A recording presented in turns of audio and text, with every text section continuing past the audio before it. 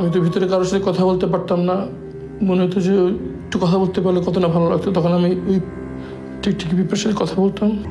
Ahmed bin Qasim, Bangladeshi man who's been disappeared by the regime.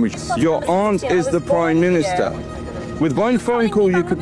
No, I'm saying with one phone call you can make a difference. What you're saying. I'm saying with one phone call you can make a difference.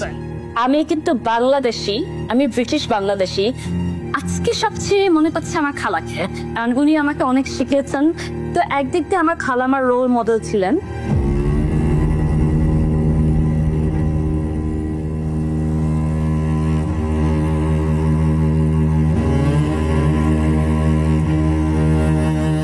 এই অন্ধকার ঘরে বন্দি অবস্থায় তারা হাত করা পরে রাখতো, চোখ বেঁধে রাখতো 24 ঘন্টা।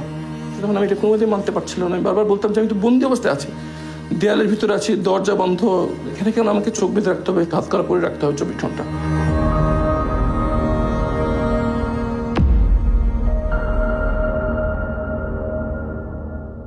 আমি তো ভিতরে কারোর সাথে কথা বলতে পারতাম না, মনে হতো যে একটু কথা বলতে পারলে কত না ভালো লাগতো, তখন আমি ওই টিকটিকি পিঁপড়ার সাথে কথা বলতাম, মনটা একটু হালকা হতো আর কি, কথা বলতে পারতেছে একটা আর কি, জীবন্ত কিছু একটার সাথে।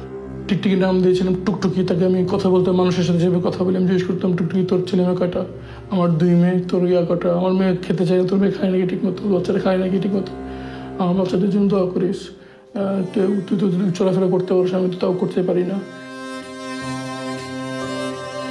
মেয়েকে আমি এভাবে ফেলে আসলাম অনিশ্চয়তার ভিতরে। সে যদি জানতো যে আমি মারা গেছি তাহলে হয়তো সে অন্য সিদ্ধান্ত নিতে পারতো। তার জন্য খুবই খারাপ লাগতো যে তার হক আমি তাকে দিতে পারিনি। সবচেয়ে বেশি কষ্ট লাগতো যখন যখন বাচ্চাদের কথা মনে হতো আর কি, যখন আমার ক্ষুধায় কষ্ট হতো তখন মনে হতো বাচ্চাদের কি অবস্থা, ওরা কি খেতে কিভাবে খাচ্ছে, বিশেষ করে বড় মেয়ে আমাকে ছাড়া খেতে চেত না, কেমন আছে, খুব কষ্ট দিত। যখন আমার ঠান্ডায় কষ্ট হতো, আমার 2 মেয়ে আমার মধ্যে অ্যাজমা আছে, তো আমি ঠান্ডায় অবস্থা, তাদের কি অবস্থা।